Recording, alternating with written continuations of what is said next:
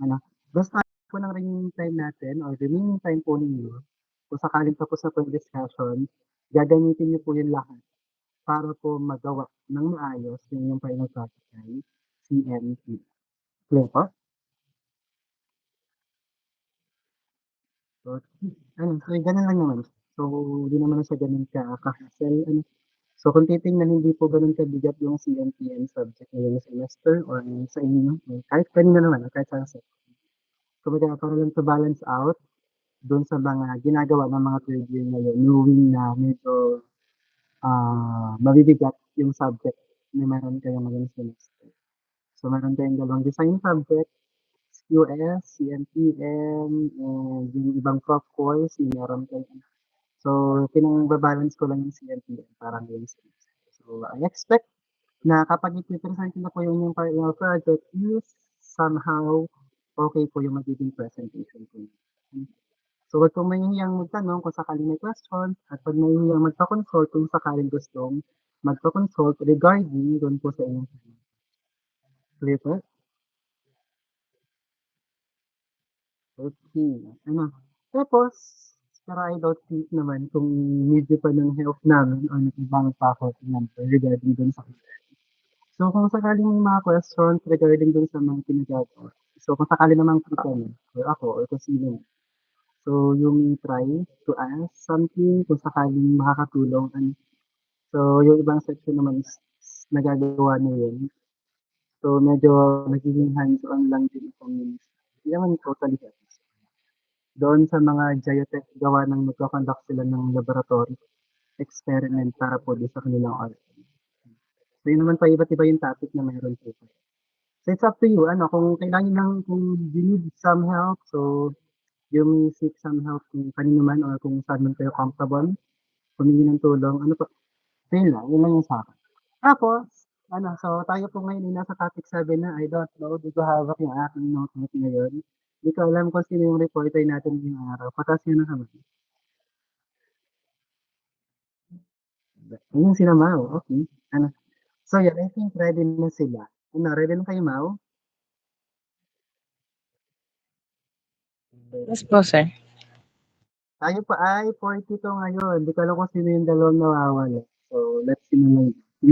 Wonder ko na rin kung may papasok kang dalawa or tatlo later on.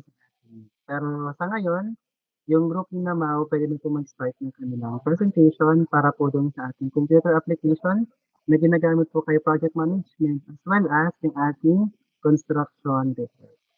So, since ready na sila, so you may start your presentation. Thank you. Yan po. Hintayin lang po natin yung presentation ni Ivan.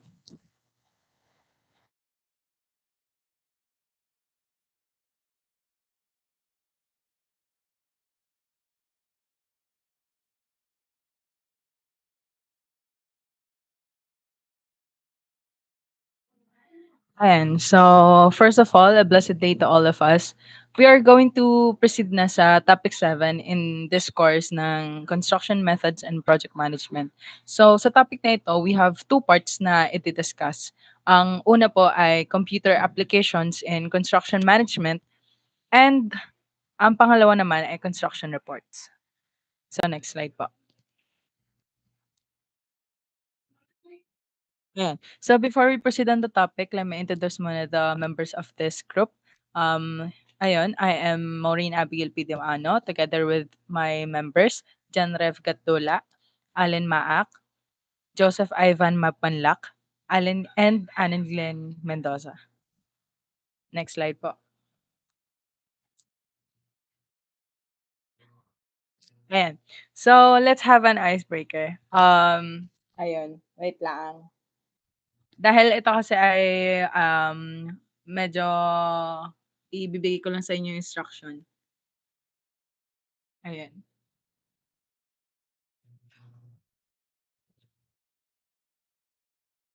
Percent nga ano, Ivan nung sinend ko sa'yo.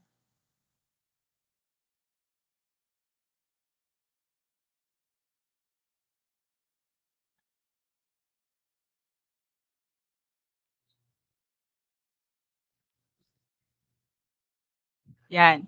So, ang ano lang naman nito ay magdo-drawing ako at saka si Ivan ng mga ano diyan, ng kung anong mga things or mga related sa aming report. Tapos kung sino ang may pinakamaraming kung sino yung mga naka-guess dito sa chat box natin ay sila ang makakakuha ng GCash later. So, ayun. Hit the ano, Evan, the play.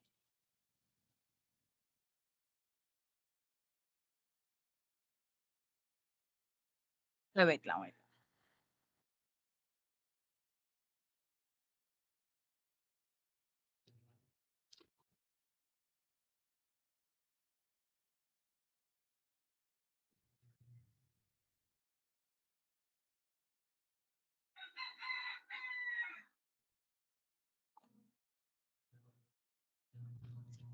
Yan. So, ayun, we can start na. Um, yung pinaka ano, taas pa, Ivan. No, baba pala. Yan. Ba't hindi? Ikaw na nga lang.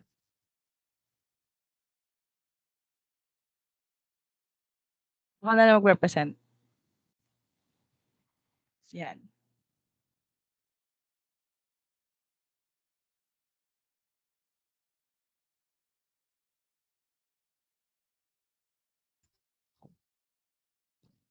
Ayan. Nakikita ba ng everyone? Yan. So, ayun.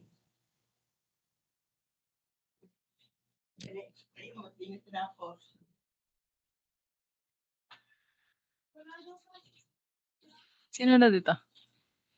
When you can keep drawing na.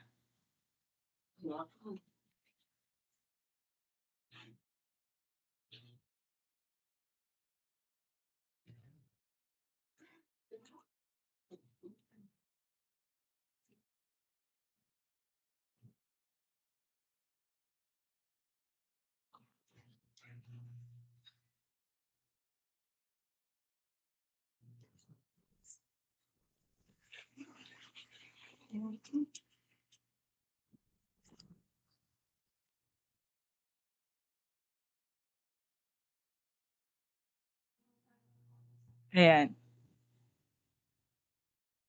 Uh-huh. Yan, first. So, kindly ano na lang po sa chat box kung ano yung mga guesses natin.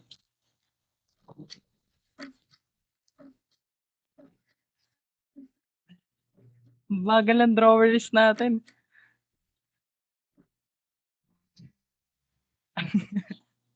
So, ulit-ulit natin, ulitin natin. Ako na muna. Ayan. So,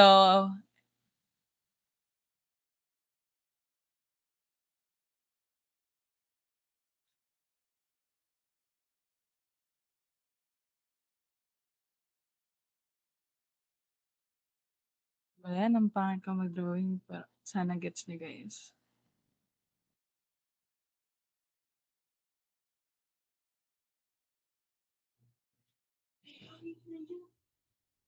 Yan, perfect. Tama si CJ. Perfect. Okay. Pangalawa, let's proceed to the second, ano na. Okay. So, ano na lang, Allen, pa-note na lang kung sino mga naka-guess ha. Okay, second thing. Second ay, eto. Yeah, wait. Sobrang laki naman.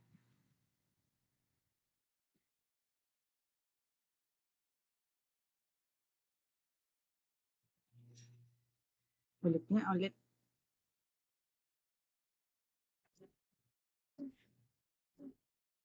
Ayan, so, si Ivan na magse-second. Go, Ivan, ikaw na to. Ikaw na sa pangalawa.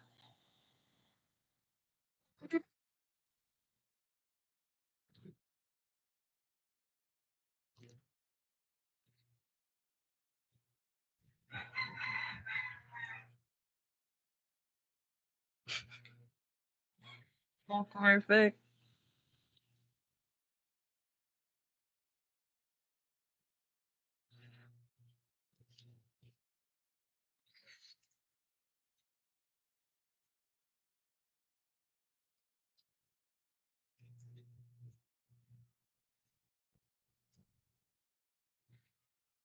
So, ano kaya yan, guys? Nagbigay na ng ano si ano, Ivan. Yun, nilagyan na. White paper. Mali. Nope, hindi pa. Um, medyo ano yung kay KM at saka kay CJ. Pagsamahin nyo, guys. Yun, abe. Tumama ka dyan. Yan. Panood na lang din, Allen. Ayun. So, paki-delete na lang, Ivan, and proceed to the next. Yan. Sorry, ako na mag-draw. Ayan. Yeah. Mhm.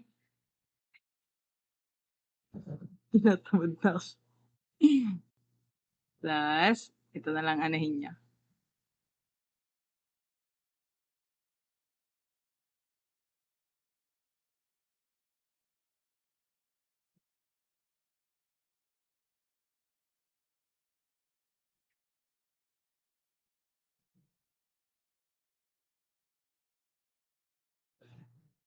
Sana gets niya.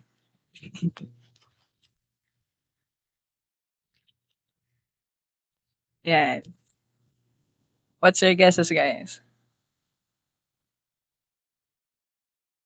So, binigay ko na sa inyo yung unang, ano, yung unang word.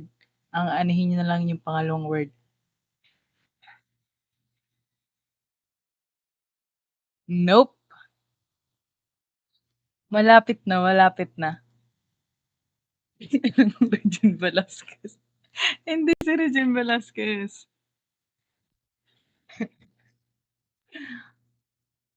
Malapit na. Pikachu. Yun! May tumama na. Si Allen Andre. Perfect ka dyan. Ayan. Panood na lang uli, Allen. Okay. Proceed na tayo sa Ay, ba't nagkaroon na ng winner? Ulit-ulit. Yan. Yan. Go, Ivan. Ikaw naman.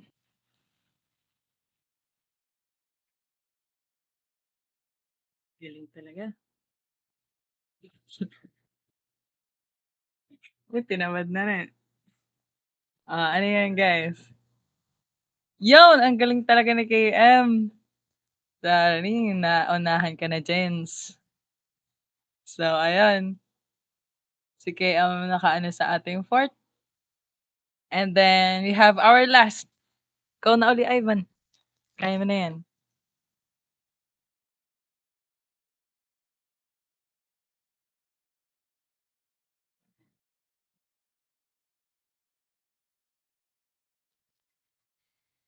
Galing.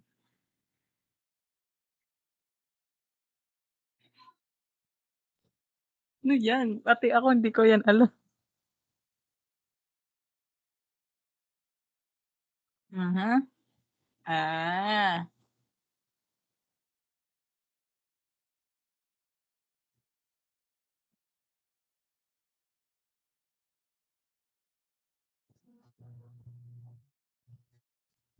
Mhm. Color fan. Yun! May tumama na. Nakita ko na ang tamang sagot. Smart Sheet by CJ. Ayun, dun na po nagtatapos ang ating icebreaker. So, Allen, pakilagay na lang ng mga nanalo. And thank you sa lahat ng mga nakakipagsalero. Ayan, let's proceed na ulit sa ating report. Yeah. Ayan. So let's proceed to our topic 7.1, which is the computer applications in construction management. So ayan, kung makikita nyo, computer application revolutionize construction management by streamlining complex processes, improving efficiency, and enhancing decision-making capabilities. So ang computer applications in construction management talaga, they make things much easier and faster. They help organize and keep track of everything that goes into a building, a structure, like materials, workers, ano pa ba, schedules, and then also we have the budgets. Then instead of manually handling all this task, katulad ng mga dati nung wala pang computer, which can get confusing tapos nagkakaroon ng mga error kasi may maling computation, nagiging time consuming talaga siya. So, nandito ngayon ang computers, they can do the hard work, reducing mistakes and saving more time. So, this makes it easier nga to make better decisions, stay on schedule, and keep cost under control. Basically, they help construction projects run smoother and more efficiently. So, next slide po. Ayan. So let's proceed to the historical background. Um, Una, in the late 1950s, tools like PERT or the Program Evaluation and Review Technique and CPM or the critical path method laid the foundation for computer aided project management.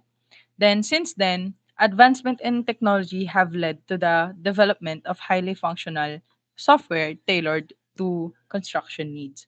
In line with this, project managers can also and easily monitor spending to minimize cost with budget management tools through construction software. Yon, so that's why accounting, tapos risk and cash flow management are among the most significant benefits of implementing a digital construction solution. So proceed to the next slide. Yeah. Ayun. So ano nga ba yung talagang benefits ng computer application in construction management? So una, we have real-time communication. Pangalawa, nakakatulong siya magkaroon ng accounting and financial management.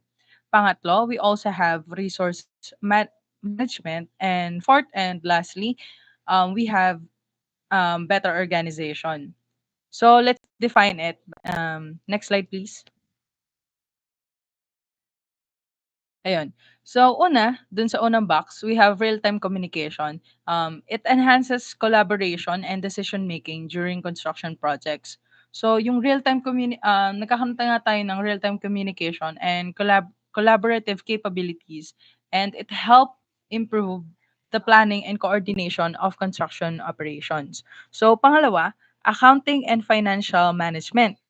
It helps monitor budgets, cost, and risk effectively. So, napaka-self explanatory naman yan. And then, we have third, resource management.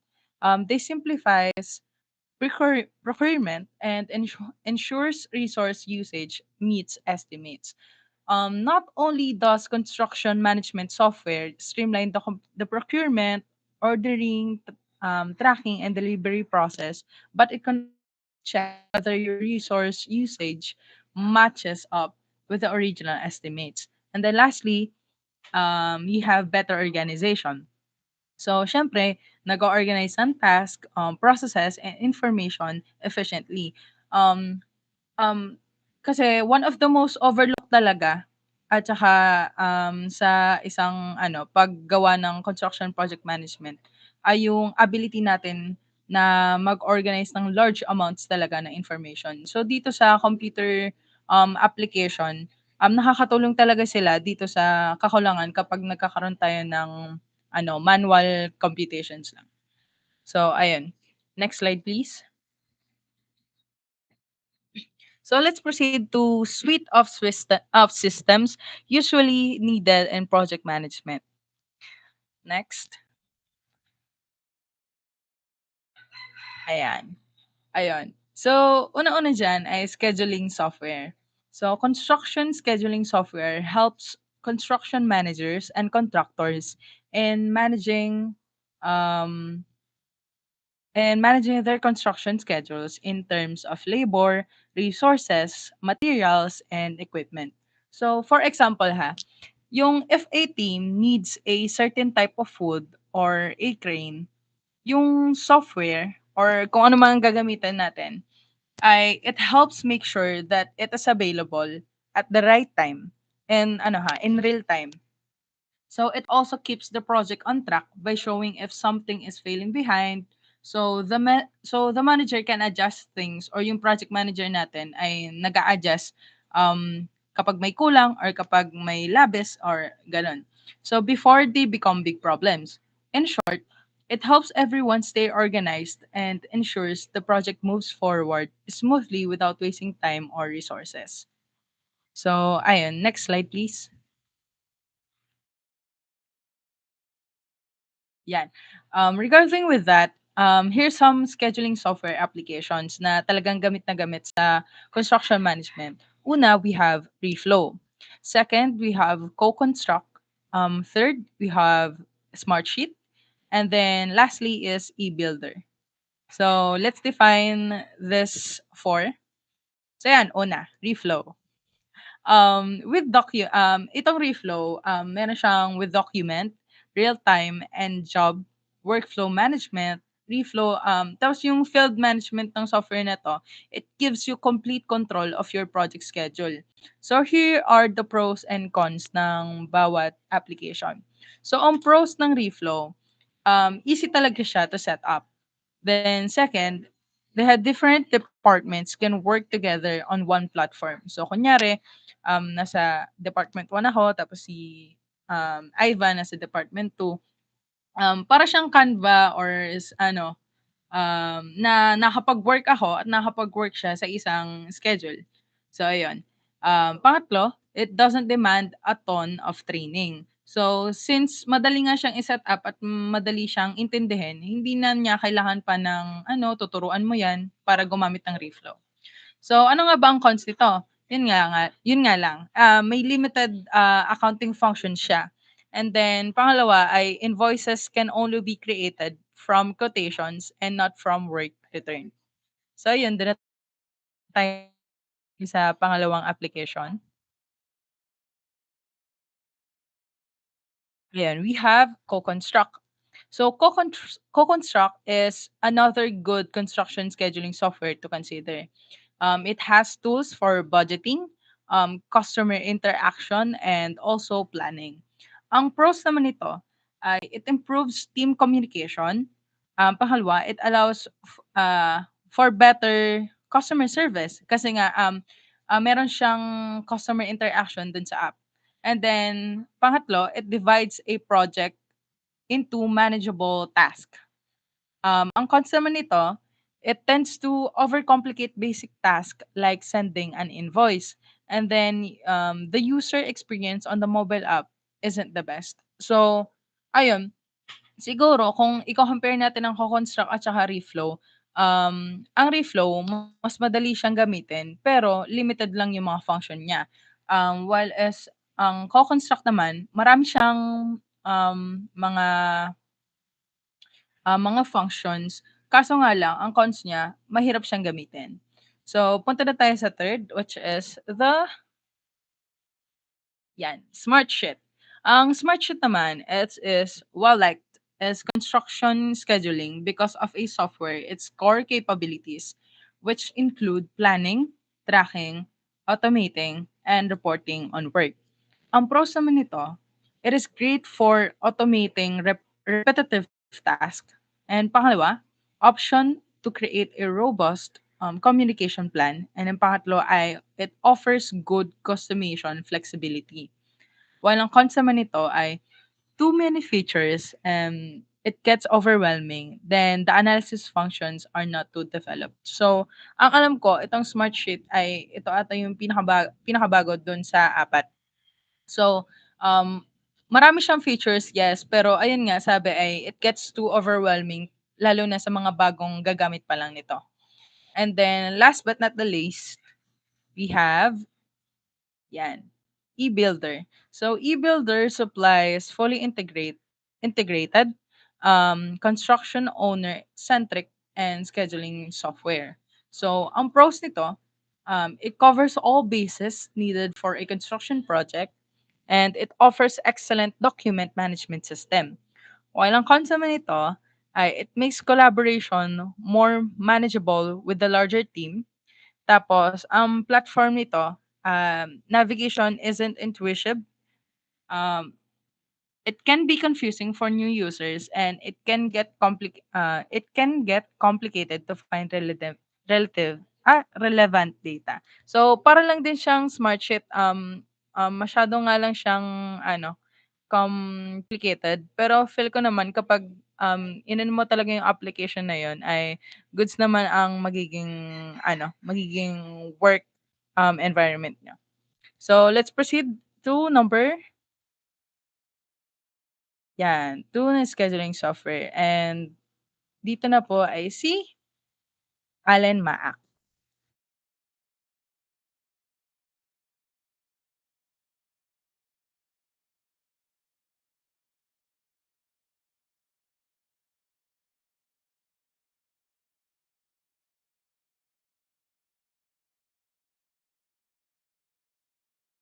Um, Now let us proceed to scheduling software. Audible po ako.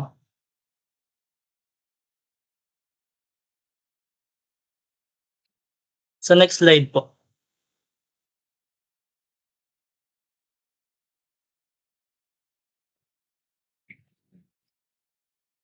So yan. So first we have digital construction diary. So a digital construction diary is an electric log used to document any relevant information and progress on a construction site. So it is a digital notebook used by construction teams to track everything that happens on a building site. So instead of writing things down on paper, so workers, supervisors, and project managers use an app or software to record important details. So since it is yung technology, so it uses technologies such as cloud computing, mobile applications, artificial intelligence, and integration with project management tools to enhance transparency, accountability, and efficiency. So next slide po. So ano ba yung pinagkaiba ng paper diary sa digital diary? So siguro naman sa word pa lang nun is may idea na kayo. Sa next slide. So yung paper diary, it is a physical handwritten log used to record daily activities and progress on site. So parehas lang sila ng function, ang kinaibahan lang is nasa word na nila mismo. So ito, paper lang siya, very traditional lang. Kumbaga ito is yung paper and pen lang ang gamit to record the progress on site. So it is often maintained by project managers, site supervisors, or engineers to document project progress, workforce details, material usage, weather conditions, and any issues encountered on site. So next slide. So yung paper diary nga is it is a construction management na parang big notebook lang na inagamit nga para it i anong tawag dito, ma-take note yung mga progress na nasa site. So, comparing nga dun sa digital diary, which is it uses naman ng software or application or computer. So, yun lang yung halos nila, parang common denominator nilang dalawa. So, here are the pros and cons ng paper diary. So, yung una sa pros, it is easy to use and fill out. So, yun nga, unlike sa digital diary na marami pang mga pindutin since it is a mobile application or a software. So dito, isusulat mo lang talaga or handwritten mo lang gagawin yung mga progress na nasa site. And then next is no training is required to get started. So since wala naman gaanong kailangan pang ipaintindi kapag gamit yung paper diary since ito ay i-take note mo lang or i-jot down mo lang yung mga key progress dun sa site visit mo doon during the day of your visit or during an entire day lang kung ano yung mga nangyari. So, ililista mo lang yun and yun na yung magse-serve ng paper diary mo. And then isa pang pinaka-ano nito is yung kanyang cost. So, since ito ay ano lang, parang ang magagastos mo lang dito is yung printout, so hindi gano'n kalaki yung magagastos mo since mura lang din naman yung mga pagpi-print. And then sa cons naman niya, so una is yung very long process to remember what happened, feel, and store. So, kung ang gagawin mo is kunyari after the whole day saka ka lang magjo-jot down nung mga key progress and nung mga task na natapos sa site, so mahihirapan ka talagang maalala lahat yon. But if ang gagawin mo naman is in real time ka magjo-jot down nung mga progress na nakita mo, like within your ano, site visit, ija-jot down mo na. So, madadali mo siyang i-store dun sa iyong paper diary. And then next naman is yung photos are not linked to an event. So dito since sa paper diary nga it is already a printout, so mahihirapan tayong maglagay ng photos. Since already printed out na siya, so parang ipe-paste mo na which is hindi naman gano'n uncommon naman nangyayari yung gano'n. And then next is can easily get lost or damaged. So yun nga, since it is a parang physical notebook or somewhat related dun sa gano'n, prone siya sa ano, sa mga possibility na mabasa kapag umulan. And then masunog if magkaroon ng fire. And then can be misplaced also dahil nga sa sobrang daming nangyayari buong araw, so hindi na natin malalaman kung saan na siya na or baka na-misplace na nga natin kaya may possibility na mawala. And then next is cannot be used for collaboration. So ito mahirap siyang magamit for collaboration kasi need pa ng maraming printout para ma-provide yung mga other member na need para sa collaboration.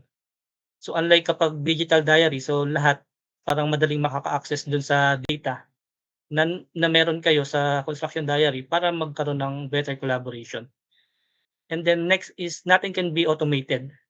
So since hindi naman 'to gumagamit ng mga technology or mga software or AI intelligence ano, so wala siyang featured nung mga automated na nagse-send ng mga data, katulad nga nung sa weather.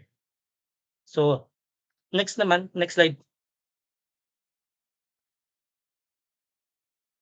So ngayon naman is yung pros and cons ng digital diary. So ang unang pros nito is data is automatically backup. So alam naman natin na halos lahat ng mga data kapag digital or technology based, so may backup ano talaga yun, backup storage. So yung probability na mawala yung data is parang maliit lang, pero meron pa rin namang probability kaso maliit nga lang dahil nga it is automatically backup. And then next is more advanced technological features. So since it is powered by AI intelligence, so expected na yon na marami talaga siyang mga advanced features na wala doon kapag ang ginamit natin is yung paper diary. And then sa cons naman niya is yung upfront cost. So dito, mahal talaga yung magiging cost ng paggamit ng digital diary dahil sa mga subscription. So kumbaga parang sa Canva lang din, parang gano'n yung approach niya na may mga monthly subscription or yearly or meron din namang lifetime subscription, pero yun nga, costly siya. Unlike kapag sa paper diary lang na printout lang yung magiging cost mo talaga. And then another is yung offline availability. So since it is powered by AI nga, so mostly ng mga technology is run with connectivity sa internet. So magiging challenge para sa digital diary yung pagiging offline or walang connection sa internet dahil hindi siya makakapagbigay ng automated data like yung sa mga weather nga if wala siyang ano connection sa internet dahil wala siyang or magiging limited lang yung mga information na mabibigay niya.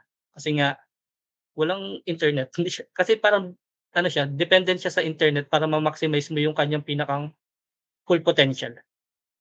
So yun po, next slide po. So what needs to be included in a construction site diary?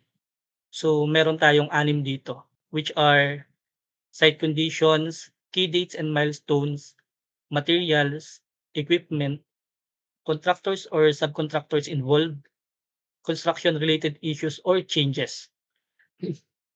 So first muna is yung site condition.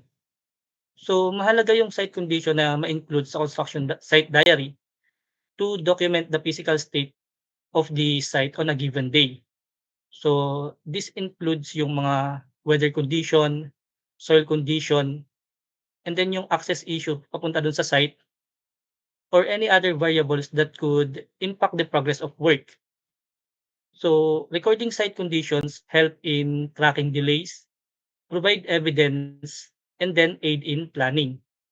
So next naman is yung key dates and milestone. So mahalaga din ito to track project progress, and ensure alignment within the project timeline. So recording this will help you monitor the progress, ensure accountability, and then support claims and disputes, as well as improve future planning. So recording milestone ensures better project control and successful delivery deadlines. So mahalaga na alam natin yung mga deadlines and milestone para aware tayo kung ano na ba yung tinatakbo nung progress. Kaya mahalaga din na kasama siya dun sa construction site diary. And then next naman is yung material. So siguro naman is ano na kayo dito, parang ano ng tawag dun, parang pasok na agad, parang check na kaagad itong material sa construction site diary. So it is included to track the delivery, usage, and availability of construction supplies. So this ensures the inventory management, cost control, project progress, quality assurance, and as well as yung dispute resolution. So accurate material records support efficient project execution as well as yung financial tracking. And then next naman is yung equipment. So equipment is included in the construction site diary to document its availability, usage, and condition. So mahalaga din yon para note natin kung ano na ba yung kalagayan ng mga equipment natin, kung kailangan na bang ma-maintain or okay pa naman. So this helps with resource management, cost control, productivity monitoring, yun nga nasabi ko maintenance and safety, and as well as yung dispute resolution.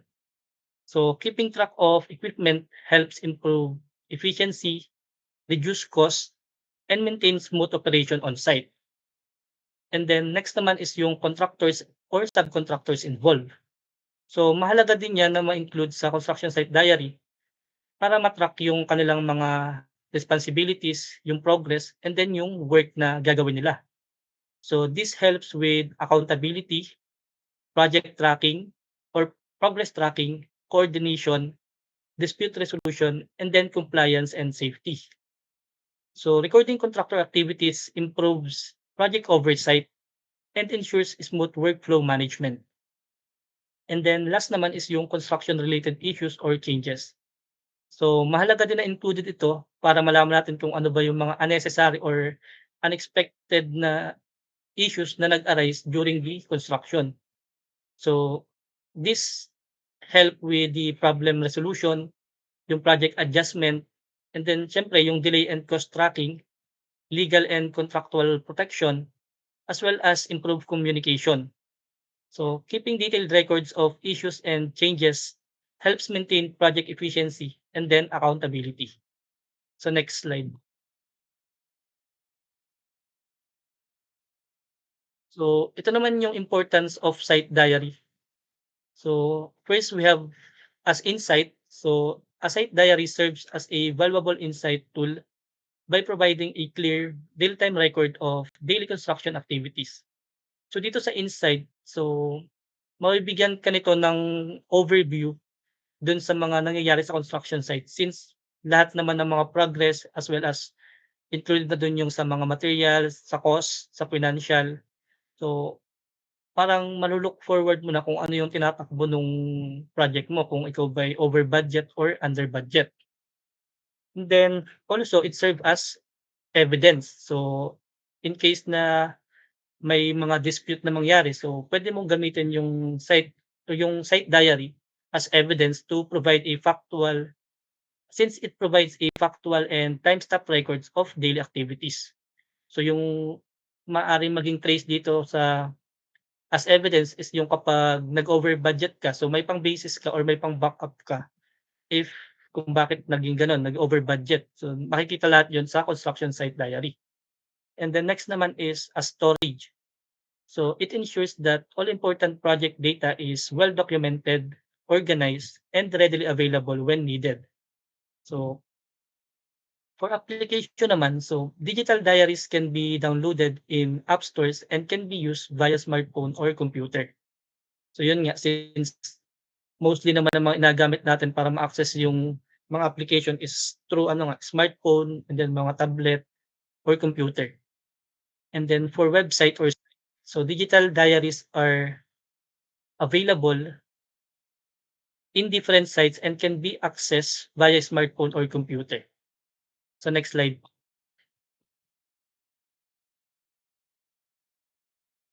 So here are some of the application diary na ginagamit sa construction management. So we have SiteMate, Rockor, PlanRadar, and then Work Wallet. So explain natin isa-isa yan. So SiteMate. SiteMate is a digital diary where anyone can receive and submit forms with smart form fields including checklists, text fields, tables, photos, and digital signatures. It enables internal and external users to create free ID cards for electronic sign-off and form submissions. So here are the some key features of SiteMate. So they provide real-time analytics, activity and time log, audit and inspections, document management, automated weather update, digital ID cards, and group chat or meeting room. So next slide. Yun nga pala, yung SiteMate, it enhances efficiency, accuracy, and collaboration, offering a modern digital solution for managing construction site diaries. So yun, next slide po. And then here we have naman is yung Procore. So Procore manages your project resources, financial form, and project planning to close out. So the platform connects every project contributor with the owner and general or specialty contractor. So the centralized dashboard allows managers to handle project details, schedule tasks, and view progress. So yung Procore naman, it is a streamlined construction site management offering a powerful and efficient digital solution for maintaining construction diaries. So here are the some of its key features. So sign in project digitally, invoice management, tender management, efficient project management, design coordination, and project financials. So next slide po.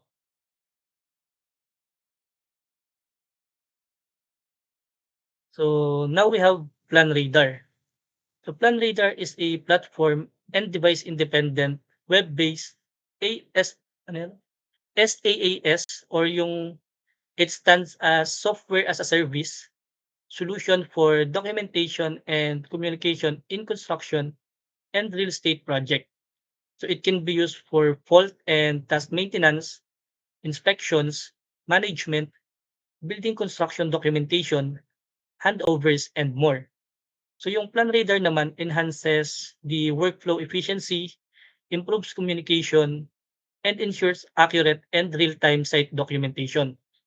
So yung mga key features niya involves activity and time log, customizable templates, offline availability, group chat or meeting room, and security and safety. So next slide. So last naman is yung Work Wallet. So Work Wallet is a cloud-based health and management software. So ito yung kanyang mga key features. So accident reporting, safety briefing and toolbox talks, audit and inspection, time log, risk assessment, permit to work, safety cards, ID and training records, job management, induction, site activity log, and asset inspection. So in summary lang, based dun sa aking naging research, so dun sa apat, if you are to use Procore, it is best for full-scale construction management. And then yung Plan Radar naman, it is best for issue tracking and collaboration, while yung SiteMate is best for customizable documentation workflows, and yung Work Wallet is best for safety, workforce, and compliance tracking. So now let us proceed to next slide. So we have here the project communication system. So a project communication system refers to the structured approach used by project teams to exchange information effectively throughout a project lifecycle. It ensures that relevant stakeholders receive the correct information at the right time, reducing misunderstanding and improving decision making. So next slide.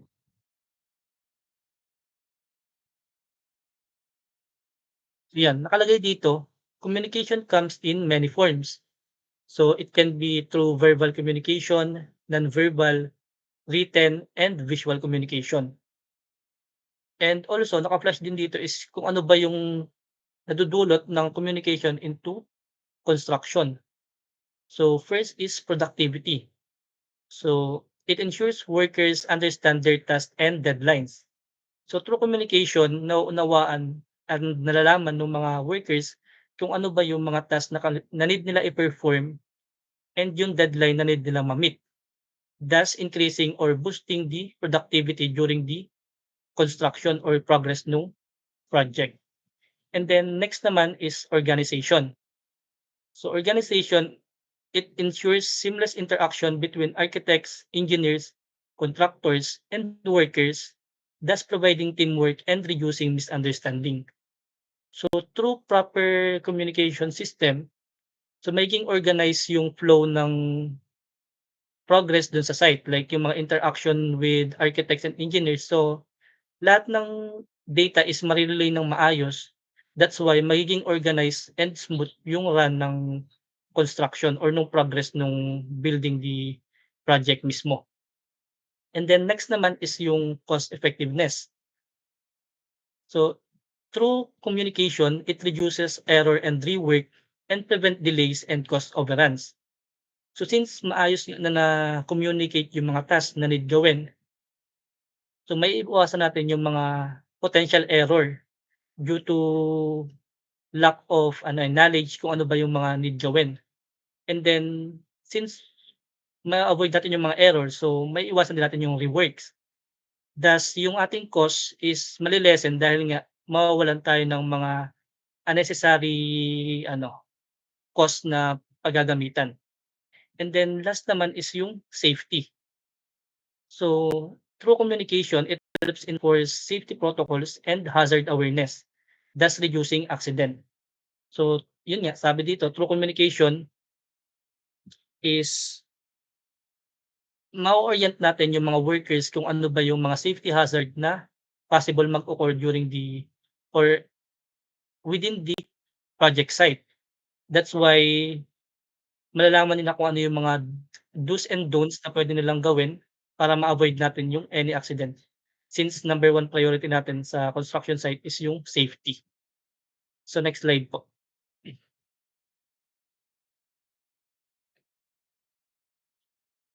So communication software. This includes systems and applications for the exchange of text messages, audio calls, video conferencing, and file sharing. And it operates via the cloud or local networks. Next slide. So here are the some of the softwares used in communication. So once again, meron ulit ditong Procore, and then the other two is Bridget and Buildertrend. So next slide po.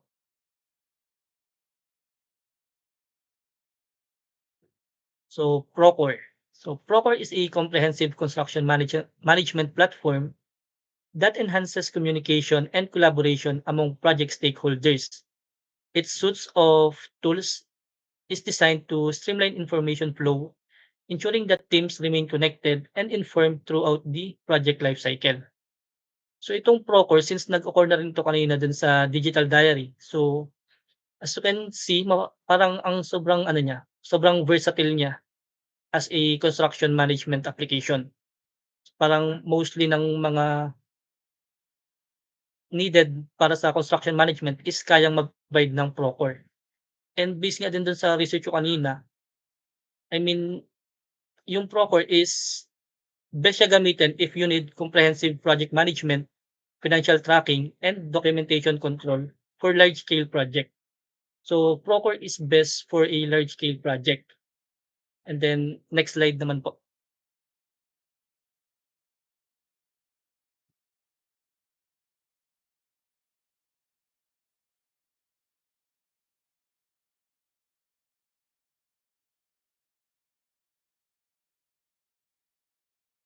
So, yan. Bridget. So, Bridget Bench is a leading workforce planning platform designed specifically for the construction industry. So, while its primary focus is on optimizing workflows utilization and project management, it also offers robust communication features that enhance collaboration and information dissemination among project teams. So, itong Bridget naman, it is best to use if you are focused if your focus is on managing workers. So, as stated dito, yung primary focus nga niya is yung optimizing workforce utilization. And then, it is also best for labor scheduling and resource planning. And then, next slide po.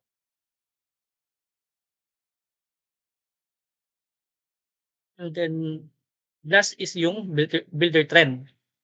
Builder Trend is a comprehensive construction project management platform that offers robust communication tools designed to enhance collaboration among project teams, subcontractors, and clients. So by centralizing communication within a single platform, Builder Trend ensures that all stakeholders remain informed and engaged throughout the project lifecycle. So kung kanina yung Procore use for ano, large large scale project, ito namang Builder Trend is best for small or mid-sized contractor for who needs basic project managing, scheduling, and client communication tools at a low cost. So now let us proceed to cost control management. Next slide. So yan. Cost control management is the process of planning, monitoring, and regulating expenses to ensure that a project, business, or organization stays within its budget.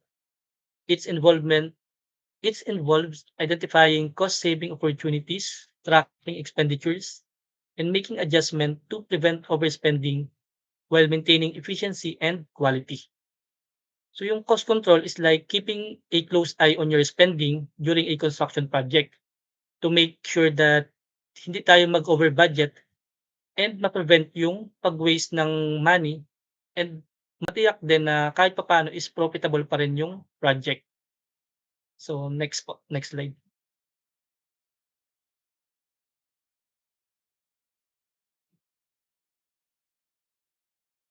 So here are the key features of cost control software. So first is yung cost estimation. So the software helps calculate the cost of materials, labor, equipment, and other expenses. So yung mga software na mababanggit mamaya, so they have these features na cost estimation. So they are programmed para ma-include or ma-calculate yung mga cost natin sa material, labor, equipment, and other expenses. So yun is may mga parang need lang i-fill out kung ano yung needed na data and then bahala na yung software para mag-process ng kanyang cost estimation. And then next naman is yung cost analysis and forecasting. So yung software checks if your manual spending matches your estimated budget and it predicts future costs based on current trends, helping you plan ahead or for the betterment of the project in terms of financial. And then next is yung cost tracking and allocation. So yung software helps track yung mga financial natin if overspending na ba tayo or hindi. And it makes sure that lahat ng expenses is recorded and categorized. And then next naman is yung reports and dashboards. So sa report and dashboards, so yung software creates visual reports that show cost, progress, and potential risk. And then sa dashboard naman, makikita mo doon kung yun nga, over budget ba tayo or under budget. So yung software na mismo yung nagpo-provide ng mga ganong details para mas madali nating makita. And then for budgeting naman, so yung software helps control unnecessary expenses and prevent financial surprises. And also, na-adjust din agad yung budget in real time since nagpo-provide nga yung software ng data. So, magkakaroon ka ng mga adjustment if nakita mo na parang overspending ka na sa isang project na 'to. So, need mo mag-budget ng tama para kahit papaano is maging profitable pa rin naman yung project na iyong ginagawa. So, next slide. So, here are the key integrations for cost control software. So, for ERP or the enterprise resource planning, so it enhances financial oversight, prevents budget overruns, and ensures real-time expense tracking. And for BI solution naman or the business intelligence solution, it provides real-time insights into financial performance, budget management, and resource optimization. And for operations management software naman, so it allows businesses to track, monitor, and optimize operational expenses across various functions such as procurement, manufacturing, workforce management, and project execution. And last, for accounting software, so it provides real-time visibility into expenses, streamlined financial workflows, and improved budget accuracy. So next slide po. So now let us proceed naman dun sa mga software na inagamit sa cost control management or cost control software. So here we have Oracle Cloud EPM, wherein yung EPM stands for Enterprise Performance Management. So it is best for tracking costs and profitability of various business segments for mid-size and large companies. And then ang key strengths naman ito is easy to read yung mga cost and profit traceability maps. And then second is seamless integration with Oracle ERPs, including the ERP Cloud, eBusiness Suite,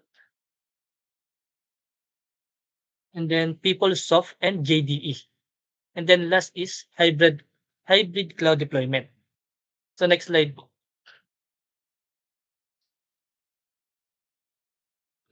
So yung next naman is yung cost control. So it is best for comprehensive Jonas Premier cost for low visualizations of business processes for large enterprises. So ang key strengths naman nito is creating custom cost lifecycle models at the department and company-wide levels, as well as pre-built cost allocation and reporting templates for various industries. So next slide po. So last naman is yung Jonas Premier. So it is best for cost tracking and management as well as accounting. So ang key strengths naman ito is tracks your progress against the schedule of values each month, enabling you to generate professional progress billing forms in seconds, as well as a cloud-based management software construction.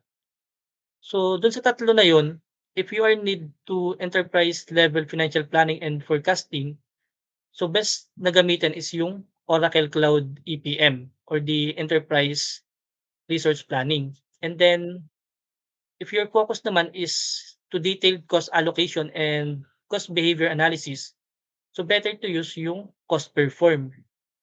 And then if you're in construction naman and need mo yung cost control and then project budgeting and job costing in a one system, so yun naman yung kayang i-provide ng Jonas Premier. So that's all for my part po. I will now be giving this to John Rev Gatdula to continue this discussion. Hello? Audible po. Hello, react kayo guys. Okay. So sa planning and design in construction management, na-discuss naman natin na 'to dati. So pwede ba akong magtawag nung magde-define ng planning and design? Anyone? Guys, nakalagay na diyan. In your own words, planning and design. Resa, nandiyan ka? Hello po. Planning po is setting a goal and then parang maglilista ng ways to achieve that. Ikaw, Allen, para sa'yo, what is planning and design in construction? Allen Glenn. Ay, kagot ko yun. Wait lang guys. Allen Mercado.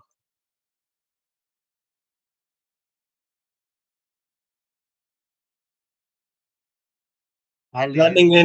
Planning design po is yung para po yung pinaplano po yung mga details, mga specifications po, mga schedules, and yung mga outlines po magagamit po para sa project po. Yan, thank you guys. So tama naman kayo na planning and design in construction involves the creation of detailed drawings, specifications, schedules, and outline of the scope, timeline, and budget of the project. So una pa lang, alam na natin yung planning and design in construction. Paulit-ulit na tayo dyan. So ito ay vital role sa isang construction dahil nagse-set 'to ng foundation for successful project execution. Siyempre kung maganda yung plano mo, siyempre yung flow ng magiging construction maganda din from start to finish. So yung mga problema maiiwasan yan and on time and nasa budget yung magiging project natin. Next slide po. So, we have 5. Dito sa part na 'to, nag-include lang ako ng 5 steps in planning and design. First is the site analysis, second is concept development, next is the schematic design, then design development, and lastly, construction documentation. So, ito naman ay na-discuss na din. So, to move further, i-discuss natin yung software na mga gagamitin natin sa planning and design software. So, as magti-thesis tayo next sem, mahalaga 'to, yung mga communication, mga scheduling software, ang magagamit natin siya mainly sa field. Pero pagdating sa thesis, ang focus natin is planning and design, so kailangan makinig kayo. Tulad ko na tamad ako, dito maa-analyze natin ano yung mga software na madaling gamitin, akma para dun sa gagawin natin, and to avoid confusion kung tama ba yung mga ginagawa natin sa mga software na present. So, software tools that enable construction companies to create, visualize project plans, and design effectively. So, ito yung role ng planning and design software. Also, it streamlines processes to save time and money. Siyempre, automation na yan, mas mabilis na. Kunyari, sa planning and design, imbes na mag-drawing tayo sa papel, tulad na engineering drawing natin, pwede naman tong i-automate na. Kumbaga sa AutoCAD na, Revit, SketchUp, ganon. Ang third, enhances collaboration with detailed shareable designs. 'Di ba kung sa traditional tayo may mga papel, sabi nga ni Allen Maak kanina, yung mga papel na yon, mga hard copy, pwede siyang mawala, mabasa, masunog, or mag-degrade over time. Kapag naman software na yung gamit natin, mas madali na yung pagpapasa natin tulad ng mga ginagamit natin lagi, yung mga docs, sheets, gano'n. And leads to better results and informed decision making. So, shareable nga siya sa lahat ng members ng project. Mas madali nating ma-a-account lahat ng mga taong kailangan natin dun sa project. So, next po.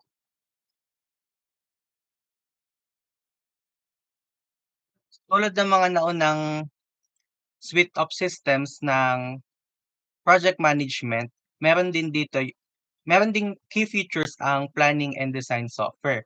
First is the 2D and 3D modeling. So, lahat naman familiar dito gawa ng BSD natin. Nagawa tayo ng architectural plans, and yung iba nag-3D model ng mga logo ng company nila. So, second is visualization and simulation. Dito naman papasok yung mga nakikita natin sa Facebook na project or thesis ng mga archi na may ano sila, walkthrough, ganon, na ginawa din nila sa isang software. So, not only drawings and visualization, meron din tayo sa planning, syempre. Dito papasok yung quantity takeoff and estimation as well as project timeline and management. And lastly, yung building information modeling naman. So, next slide po. So, para sa planning and design software, we have a total of 6. Ngayon, define natin sila isa-isa. Ano yung pinagkakaiba nila at para saan sila. First, lahat alam natin yan, AutoCAD. A commercial computer-aided design and drafting software application. Di ba lahat naman tayo nakagamit na ng AutoCAD? Tapos, sunod naman is Revit. Revit is a software developed also by Autodesk. So, yung Autodesk, para siyang gumawa ng iba't ibang software, pero yung kanyang mainstream, Autodesk talaga. Kumbaga sa Word, PowerPoint, Excel, di ba Microsoft yung lahat? So, dito naman sa AutoCAD and Revit, Autodesk yung gumawa. So, for Revit, it is a building information modeling BIM software developed by Autodesk nga, yung nasabi ko. Sunod naman ay SketchUp. So, yung iba familiar na din dyan, SketchUp. It is a 3D modeling software used primarily in architecture, interior design, and landscape architecture. So, sa mga archi, kung di ako nagkakamali, yung iba yan din yung gamit. Yung mga pang-walkthrough nila, before nila i-render yon, ginagawa muna nila sa SketchUp. So, sunod naman is ArchiCAD, a building information modeling BIM software developed by Graphisoft. So, kung titingnan natin, Revit, SketchUp, and ArchiCAD, magkakaparehas lang sila ng purpose.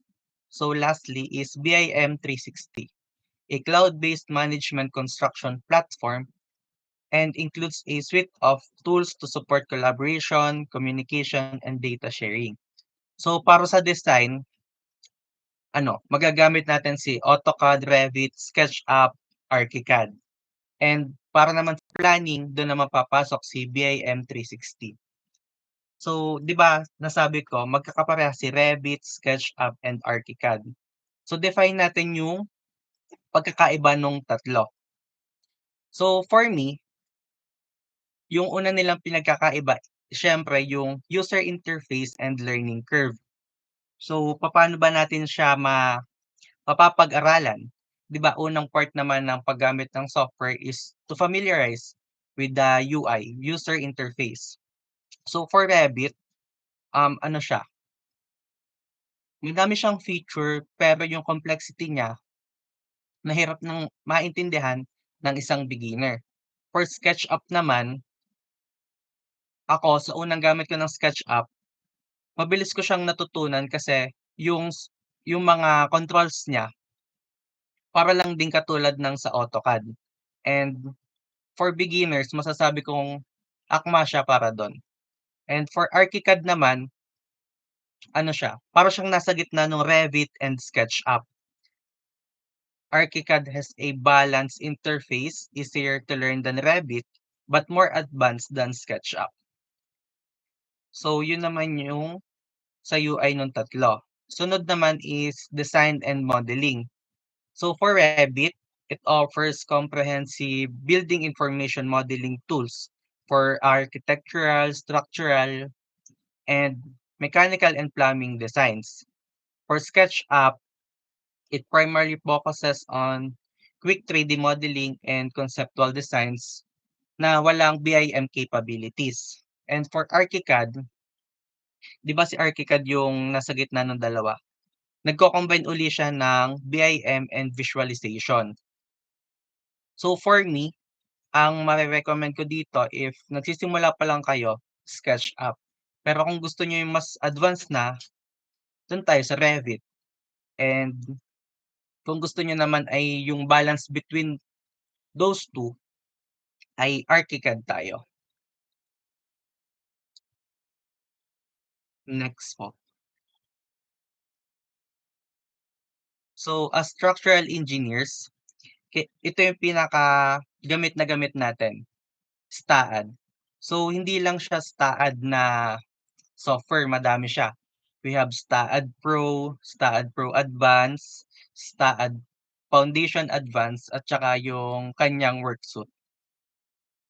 So, a STAAD is a structural analysis and design software developed by Bentley. 'Di ba nasabi ko sa kanina madami siyang variant, STAAD Pro. So ano ba si STAAD Pro? Standard version of 3D structural analysis and design. Yan yung pinaka-basic sa kanilang tatlo. Sunod naman ay yung advanced. It offers dynamic analysis, seismic design, and reinforced concrete detailing. Akma naman to para sa mga large projects. And lastly, yung STAAD Foundation Advance, from the word itself naman, focuses on foundation design, including isolated, combined, and matte foundations. Ito, nagpo-provide naman to ng mga reports and drawings for foundation project. So, next slide po. So, bago tayo pumunta doon, i-recap muna natin yung mga planning and design softwares. So, we have a total of 6. Anyone, pwede bang pa-list muna nung 6?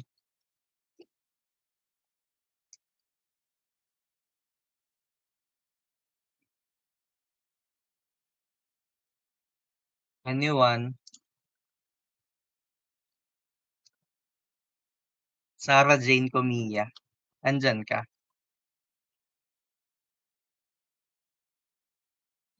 Hello?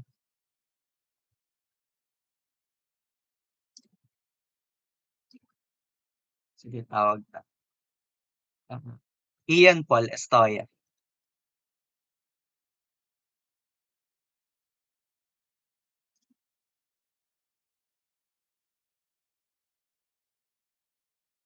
Ayan, thank you.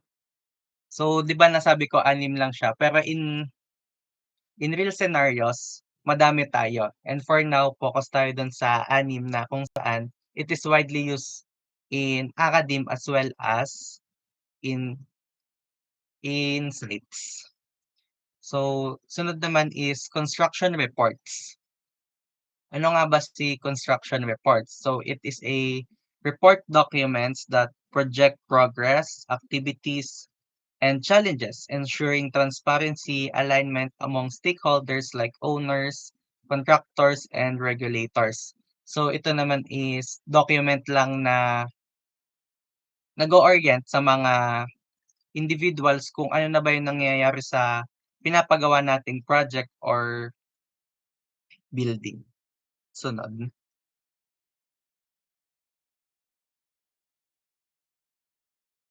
So, construction report includes 9.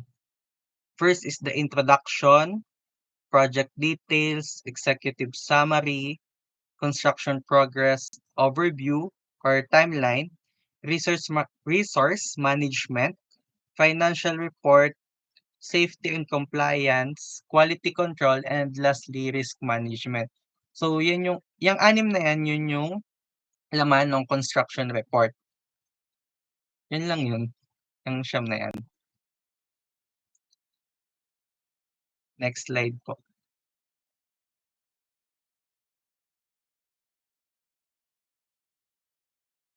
So as mentioned kanina, ulit lang dito, construction report. It is a formal document that records progress, activities, and issues on construction site over a specific period.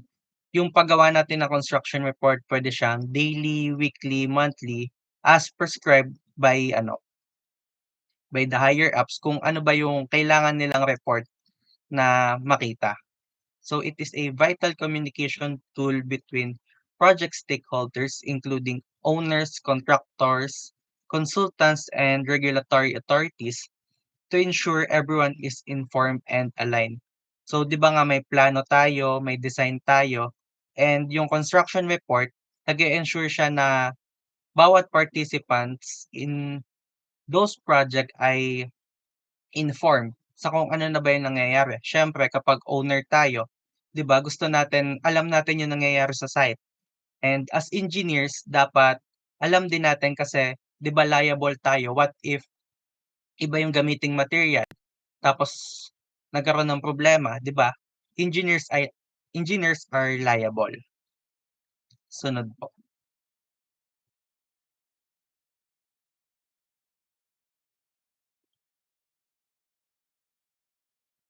So tulad ng mga nauna, we have key features of as well as features of construction report. This includes track project progress against the schedule, monitor resources, safety and quality, identify risk and document mitigation strategies, and finally, record financial performance and budget adherence. So ito lang naman yung purpose nung paggawa natin ng construction report. So project details. Ano ba yung mga laman ng project details natin? First is the project name. Example niyan, 4-story residential building, mga ganon, Magbanlak Residences. So, sunod naman is the location. Saan ba situated yung project natin? GCH ba, Batangas, Cavite, Laguna, mga ganon. And for the project to exist, kailangan natin ng client or owner. Siyempre, kailangan natin ng financer para sa mga project natin. Wala tayong magiging project kung wala si owner or client. So, after natin magkaroon ng client and owner, tapos may design na tayo, diyan papasok si contractor. Si contractor naman ay yung magko-construct nung project natin. So, sunod is start date. Siyempre, 'di ba sabi natin ang construction project is a definite project, may start and end. So, sa project details, nag-i-include siya ng start date and estimated completion of date. So, sunod is weather conditions and report date.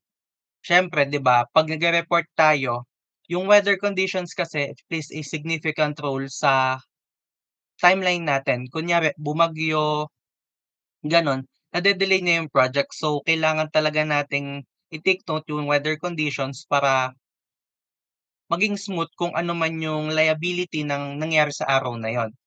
And lastly, report date. Ano siya, it is a date included in the report to account for all the things na nangyari dun sa project na yon in that span of day or date, ganon. Report date. Sunod, executive summary. So, I'll give the floor to ano sunod? Allen? Hello. So for the next one, we have executive summary. So an executive summary in the construction report is a concise overview of the project's progress, key findings, challenges, and recommendation. It provides stakeholders with a high-level summary without requiring them to read the full report. So ito pong executive summary ay mahalin tulad po natin siya sa kung sa research paper po ay siya po ay parang abstract ng isang research paper. Para pong sa pagbasa po ng executive summary, malalaman po natin yung overall or maintindihan po natin yung overall condition po ng progress po ng isang construction project. So meron po siyang key components na progress status summary, milestone achievements, critical issues or challenges, tapos po yung next steps. So next slide. So for progress status summary, so nandito po kung ilang percent na po ng isang specific task ang natatapos na po, tas kung ilang percent pa po ang hindi pa po natatapos. Next. Tapos sa milestone achievements naman po, tapos nandito naman po yung isang breakthrough or isang specific task na nagawa na po sa isang project like yung foundation or ground floor slabs or yung other pa po na construction activities na natapos sa isang project. Next. Next is the critical issues or challenges. So ang isang example po nito ay yung delay po sa mga delivery ng materials sa kadahilanan po ng, for example po is na traffic po yung dahil po sa traffic or sa mga unforeseen circumstances po like sa weather conditions po, nade-delay po yung isang project na makaka-apekto po sa overall progress ng isang project. Next. So sa next step naman po, nandito po yung mga susunod na activities na dapat po maging laman ng sunod na construction report. So next po. So next is the construction progress or overview / timeline po. Next. So progress tracking. What is progress tracking? So progress tracking is a crucial part of construction management, ensuring that work is completed according to the project schedule. So dito lang po nakalagay yung comparison po ng actual na progress po ng isang construction project. Comparison po siya sa mismo pong nakaplano or nakaschedule na dapat pong status or progress ng isang construction project. Next. So ang content po nito ay yung date, yung specific task po, tapos yung mga status po, planned versus actual progress. Yung nga po sabi ko kanina, halimbawa po kung ilang percent na po yung completion ng buong project, i-compare mo po siya sa dapat po niyang percent ng completion. Tapos nandito rin po yung mga natapos na pong task, tapos yung currently ongoing po na activities, tapos nandito din po yung mga delays or disruptions, kagaya po na sabi ko kanina dahil po sa weather conditions, nandito po yung dahilan ng mga delay. Next. Sa sunod naman pong part ng construction report ay ang resource management. So ang resource management is the process of planning, allocating, and monitoring the use of materials, equipment, and labor to ensure optimal productivity on the construction site. So nakakatulong po ito para ma-maximize ang efficiency, tapos ay ma-minimize po natin ang waste, tapos ma-ensure po natin na ang mga resources po natin ay nagagamit effectively para ma-meet po natin yung mga project deadlines. Next.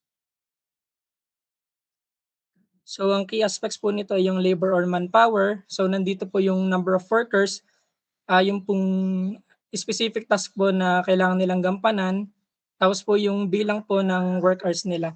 Tapos equipment usage naman po, nandito po yung mga machinery na nagagamit, tapos yung idle times and breakdowns.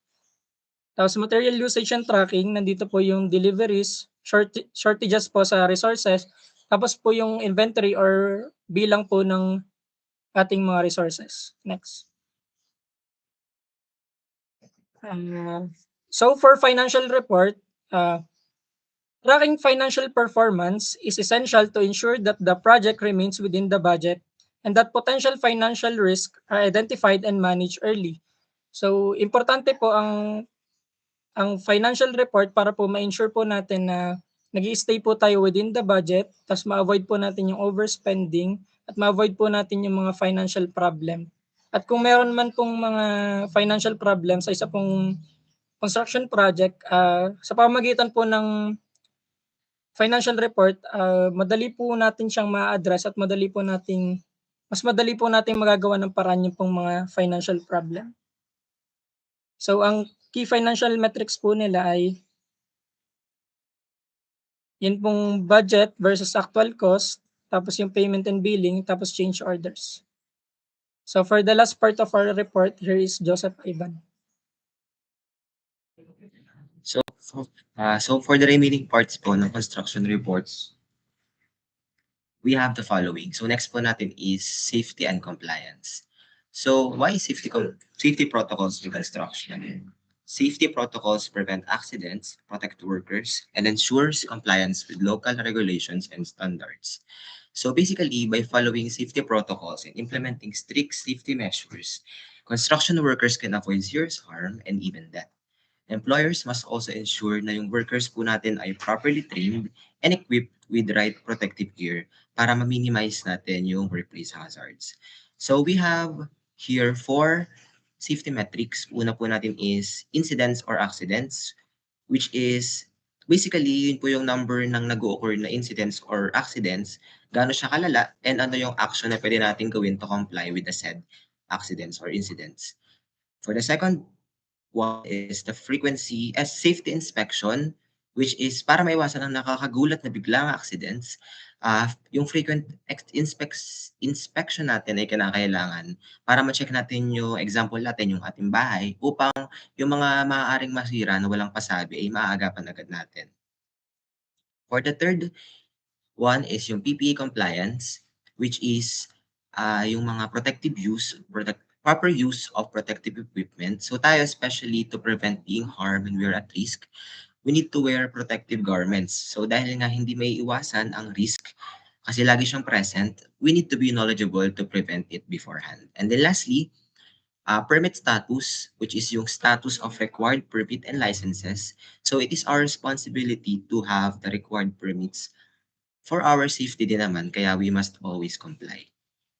For the next part of the report, so quality control, it is the process of inspecting construction activities and materials to ensure they meet design specifications, codes, and quality standards. So basically, we have mentioned this term so many times, kahit sa QS, because alam natin na maintaining the best quality material for our project will make a significant impact sa ating project. So reminder guys, we do not settle for less. So meron siyang activities na ginagawa to check the quality of materials. Una activity natin is material testing, which consists of concrete strength, soil compaction, and weld inspection. So alam natin ang concrete strength, ito yung nagtitest tayo ng ultimate strength ng mixture ng concrete. If matibay ba siya. Next natin is soil compaction. We determine how well our soil, kasi hindi pwedeng sa loose soil tayo magtayo ng bahay. Alam niyo yan. And then sa weld inspection naman, ina-ensure natin yung quality ng welded joints, like yung steel, yung pinagkakabitan yung win-weld, kasi malay nyo ma-loose siya, so yung kapit ng bawat joints ay mawawala. The next is yung site inspection. Kita naman natin sa screen, ini-inspect ni Kuya yung bahay. Check niyo yung alignment, yung dimension, and yung finishes. And then yung non-conformance reports or NCR, ito yung documenting and resolving defects. Basically, when we have determined certain defects sa site, we need to resolve it agad. Kasi dapat, beforehand, we need to fix a small issue before it turns into a big problem. Next natin, last na pala to, last part ng construction report ay risk management. So the proactive identification, assessment, and mitigation of potential project risk to avoid costly disruptions. So ang risk management sa construction ay process of identifying, assessing, and mitigating potential events or conditions na negatively affect the construction project's objectives, including cost, schedule, safety, and quality and scope. So it's always a need to have a risk identification kasi mas mabuti na yung may alam kaysa yung hindi tayo sigurado. So it's better to take an action before para yung mga risk is ma-mitigate or maiwasan natin. So by managing risk proactively, teams can reduce the likelihood of unexpected disruptions and minimize their impact if they do occur. So self-explanatory, if we have managed the risk sa construction, we can mitigate yung pagre-risk ng buhay ng iba. And if mag-occur man siya, hindi siya gaano kalala. And then pupunta na tayo sa last part ng aming report, which is the benefits and functions of construction report. So bakit nga ba need natin ng construction report? So dito alamin natin kung bakit nga ba siya kinakailangan. Una is a comprehensive communication. So communicate a comprehensive overview of the project's progress to stakeholders. So this report will be helpful para sa ating mga stakeholders who are, yes, invested sila sa ating project and the decision-making process ay sila ang gumagawa sa ating construction. So para maging malinaw yung pagbibigay nila ng resources, feedback, and decisions sa mga stakeholders, itong report na to magbibigay ng kumbaga update sa kanila. So continuously they can be accountable sa ating project. Second one is transparency. So foster transparency by highlighting both achievements and challenges faced during construction. So transparency, which means everything will be seen, even yung mga negative things. Pero yung mga negativities na yon, yung flaws, doesn't define us. It will just define us if we become affected to it. So in terms of achievement, we will just continue doing kung ano yung nagpapa-achieve sa atin. And then sa mga challenges, maybe pwede nating iwasan or pwede silang maging lesson sa atin, sa ating construction para hindi na natin siya ulitin or hindi na gawin next time. Third one is the decision support. So provide information for informed decision-making by project stakeholders. So stakeholders, sabi ko nga kanina, sila yung importante sa construction kasi kapag nagkaroon sila ng clear understanding sa ating project, ay magkakaroon sila ng continuous decision support sa atin, sa ating construction. And then lastly is the safety focus. So it emphasizes the importance of safety and reports safety metrics to relevant parties. So mas may emphasize natin ang kahalagahan ng safety and yung makapag-provide tayo ng relevant na safety measures to it. So this report will help to provide these needs sa mga people na nasa construction. So that concludes the topic for this day for 7.1, the computer applications instruction management, and for 7.2, construction reports. So I hope that each of you have learned and grown as a person from this lesson, and may you bring that knowledge until you reach your destination. Thank you po from Group 7.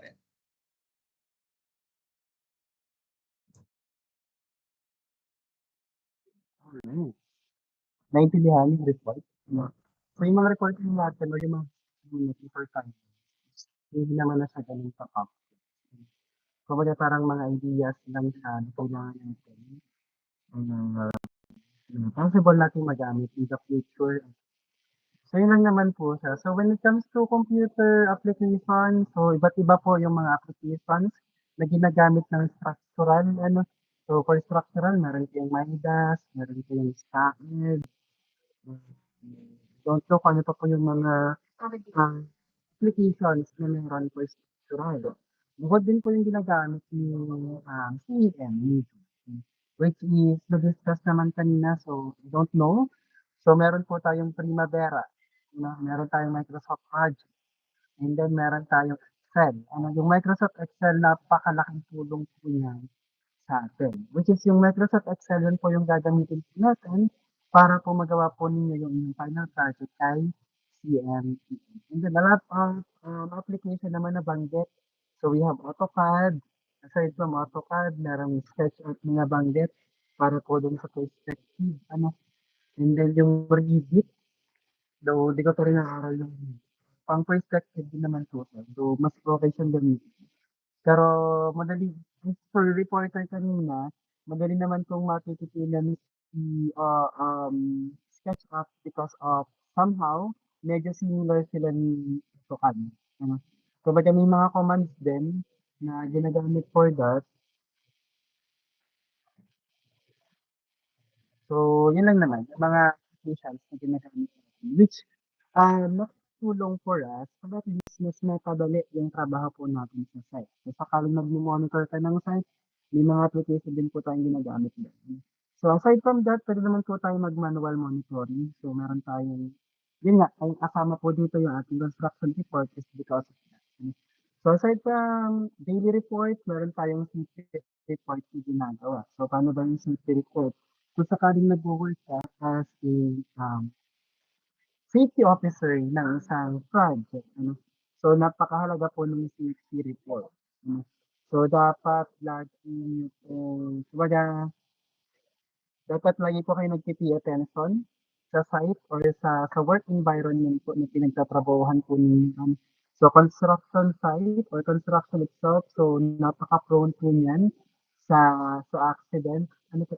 So just in case po magkaroon or just in case na maka-encounter po ng isang accident, so way better po nagagawan po siya ng safety report itself.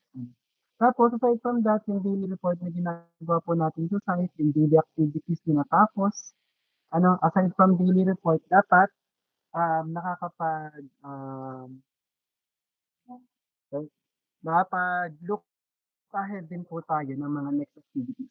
Like for example, today, ito po yung mga nagawa po ng workers. Ano po yung mga activities na possible gawin ng mga workers? Or ano yung activities na possible gawin ng mga workers sa mga susunod na araw o sa mga susunod na linggo? Para at least, dire-diretso yung gawa doon sa site mismo. And then nabanggit diyan yung about sa delays and so doon po sa gagawin natin S-curve, I don't know kung nabanggit ko na sa inyo, though some sections na under ko nabanggit ko rin naman siya. Ano. So napakalaking tulong po ng ating S-curve or ng S-curve na gagawin niyo po sa inyong CNTM because it determines or yung S-curve po natin, isa po yung nakakatulong po sa atin para malaman kung advance or delay tayo sa ating project mismo. So, kasi doon po sa inyong gagawin ng S-curve, yun po ay plan. Ano, yung ating pong gagawin S-curve, yun po ay planned S-curve. Ano, kung siya ay plan, kumbaga projected. Itong araw na to, or sa mga ganitong days, or ganitong araw, ganito kadami, or ito yung mga activities na gawin. Iba po yung plan sa actual mismo. Ano.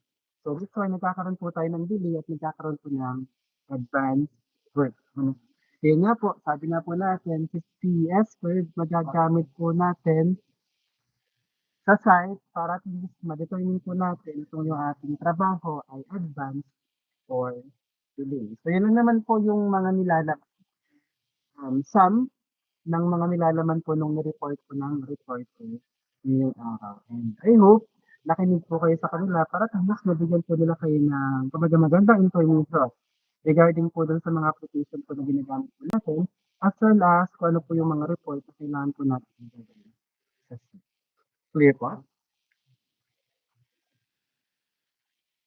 Questions po regarding po sa naging report or sa naging topic po natin yung wala naman. So yun, remaining sa kaya, sorry, Mr. Houston. Sir, question lang po about po sa schedule po natin. Kakababa lang po nung sa memo po na wala pong class po sa next Thursday and Friday po sa amin. Kasi sabi ba yun?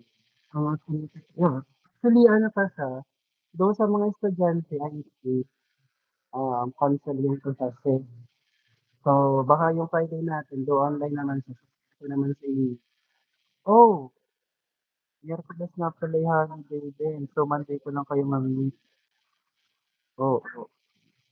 Ayun. Ganito. So, Monday ko lang kayo mamimit. So, let's try na pagkasahin yung mga dapat kong i-input sa inyo, yung mga dapat kong ituro sa inyo para pagin sa inyo. So, 2 hours naman yun. So, I hope ma-maximize natin yung mga ayos. Tapos, Wednesday, walang pasok. So, hindi ko kayo mamimit ng Wednesday because of holiday siya. So, di ako valor. Tapos yung Friday, yes, nagbaba ng memang electricity na yung Thursday and Friday. Kumbaga may mga piling estudyante na pupunta rin sa school pero yung class is suspended. Kumbaga walang pulis. So yun. So yung Monday lang po yung magagamit natin next week. para po dun sa CNCN. So let's try to maximize that 2 hours para dun sa ating final project. So, okay na naman, mawala yun sa marami is supposed to be for reporting siya. Eh, tayo naman, down to our last topic na. Ano, so, madali nang habulin yun. So, yun nga lang. So, kailangan natin, kailangan ko maturo sa inyo yung mga gagawin natin or yung mga gagawin po ninyo sa inyo. So, regarding that, so kung walang pasok or kung suspend yung klase, so wala tayong magagawa. So, yun, consistent. Pero ano pa rin, let's wait for further announcement. I think, kina-clarify pa rin nila yung mangyayari or yung event sa 10 at 11. So, maghintay tayo pa rin. Pero kung hindi siya magbabago, so ayun, Monday ko lang po kayo mamimit. Okay po? Okay. Yung son, aside from that, wala na? Ngayon naman, ano? So, yun po, ano? So, yun pa yung planned schedule natin. Nakaplano yung schedule natin next week kasi yan. Magkakaroon ng delay. So, let's try to, to, let's try na mahabol yung ating schedule. Pero, kayang-kaya yan. Ano naman yung may tiwala. So, ayun. So, it's 5:52, 8 minutes na lang naman. So, I think wala nang questions, ano? So, kung wala na pong questions, maraming salamat po doon po sa ating reporter ngayong araw or ngayong week. Ano. So, thank you for that well-explained report. Ano. So, di ba ako masyadong mag-input doon, baka medyo maano pa kayo. So, thank you for that. And then, ayun. So, good luck doon sa ating last reporter. So, kayo na yung nahuhuli or last na magre-report para po sa ating CFPM. And the rest of our time will be used for our final project. So again, kung wala na pong report, that's all po for today and plus this week. Oh, happy weekend everyone. Thank you. Mag-ingat lang lahat. Thank you po.